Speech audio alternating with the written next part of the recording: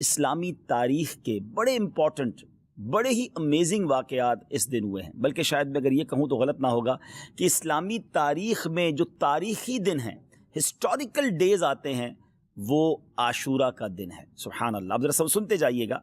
کہ حضرت آدم علیہ نبینا علیہ الصلوۃ والسلام کی جو توبہ قبول کی گئی وہ دن 10 محرم الحرام کا تھا۔ حضرت آدم کی جو پیدائش ہوئی، دا برتھ ڈے آف سیدنا آدم علیہ الصلوۃ والسلام، وہ بھی 10 محرم۔ اسی دن انہیں جنت میں بھی داخل کیا گیا۔ اسی دن عرش، کرسی، آسمان، زمین، سورج، چاند، ستارے اور جنت کو پیدا کیا گیا۔ آپ سوچئے کہ بیسکس آف دا ورلڈ جو ہیں وہ 10 محرم والے دن پیدا کیے گئے ہیں۔ سیدنا ابراہیم علیہ الصلوۃ والسلام خلیل اللہ ہیں، آپ کا جو برتھ ڈے ہے، آپ کی بھی جو پیدائش کا دن ہے، وہ بھی 10 محرم الحرام ہے۔ پھر اسی طرح اسی دن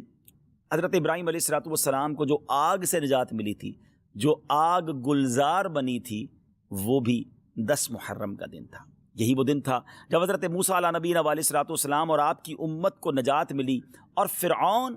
اپنی قوم سمیت غرق ہوا۔ حضرت سیدنا عیسیٰ روح اللہ علیہ نبینا علیہ الصلوۃ والسلام کی جو پیدائش ہے وہ بھی 10 محرم الحرام کو ہوئی۔ جو حضرت عیسیٰ علیہ الصلوۃ والسلام کو آسمانوں پر اٹھایا گیا، ناظرین،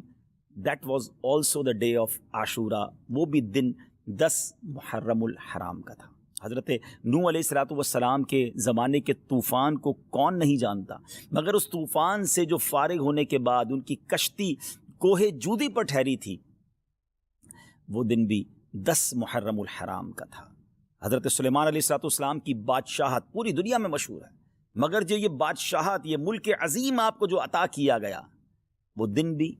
10 محرم الحرام تھا۔ حضرت یونس علیہ الصلوۃ والسلام کا واقعہ، جو مچھلی کے پیٹ میں آپ گئے، کتنا مشکل وقت آپ نے گزارا، مگر جو مچھلی کے پیٹ سے نکلنے والا دن تھا، یعنی اس مصیبت سے نجات کا جو دن تھا، وہ دن بھی 10 محرم الحرام ہی کا تھا۔ حضرت یعقوب علیہ الصلوۃ والسلام کی بینائی کا جو ذوف دور ہوا، آپ کی جو بینائی کم ہو گئی تھی، اور جو پھر اللہ پاک نے اپنے کرم سے، بہت طویل واقعہ ہے، قرآنی واقعہ ہے، کہ آپ کی بینائی کی جو یوں سمجھے کہ تکلیف تھی یا بینائی میں جو کمزوری تھی، وہ جو دور ہوئی، وہ دن بھی 10 محرم الحرام کا تھا۔ حضرت یوسف علیہ الصلوۃ والسلام کی ہسٹری جنہوں نے پڑھی ہے، انہیں معلوم ہے کہ آپ کو گہرے کنویں میں ڈال دیا گیا تھا، مگر اس گہرے کنویں سے جو نکالا گیا، وہ دن بھی 10 محرم الحرام کا تھا۔ حضرت ایوب علیہ الصلوۃ والسلام کے صبر کو، آپ کی تکلیف کو، آپ کی بیماری کو آپ جانتے ہوں گے، آپ نے پڑھا ہوگا کہ ان کے ساتھ کتنی پرابلمز تھیں، مگر اس تکلیف کو جو دور کیا گیا، وہ دن بھی 10 محرم الحرام تھا۔ ناظرین، دنیا میں بارش جو ہے وہ ہماری لائف کا سبب ہے، پانی کی ایک ہی سورس ہے جو اوپر سے اللہ کی رحمت سے برستی ہے، اور وہ بارش دنیا میں جو سب سے پہلی نازل ہوئی، وہ دن بھی 10 محرم الحرام کا تھا۔ یہ بھی یاد رہے کہ اس 10 محرم الحرام کا روزہ پچھلی امتوں میں مشہور تھا، اور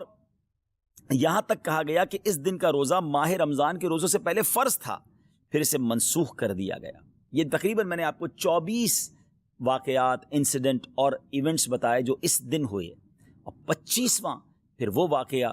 امام علی مقام، امام عرش مقام، امام تشنا کا، امام حسین رضی اللہ تعالیٰ عنہ اور آپ کے رفقا کو بھوکا پیاسا رکھ کر کربلا کے میدان میں جو شہید کیا گیا، وہ دن بھی 10 محرم الحرام کا۔ اگر کسی کا ذہن ہو تو وہ سوچے کہ اس دن میں اللہ کی رحمت کو کس قدر پکار سکتا ہوں، کس قدر عبادت کر سکتا ہوں۔ جو رب حضرت یوسف کو گہرے کنویں سے نکال سکتا ہے، جو حضرت یونس کو مچھلی کے پیٹ سے نکال سکتا ہے، جو حضرت ایوب کی بیماری کو دور کر سکتا ہے، جو حضرت موسیٰ کے لیے عاشورہ کے دن فرعون سے نجات کے لیے دریائے نیل میں راستے نکال سکتا ہے، وہ رب کریم میری مشکلوں کو بھی دور فرما سکتا ہے، وہ رب کریم میرے لیے بھی رحمت کے دروازے کھول سکتا ہے۔ تو یہ رات اور کل کا دن ہم نے عبادت میں، رب کو پکارنے میں، اس کی بارگاہ میں التجا کرنے میں گزارنا ہے، اور اس کی بارگاہ میں اسی طرح التجائیں کرنی ہیں، تو انشاءاللہ ضرور کرم ہوگا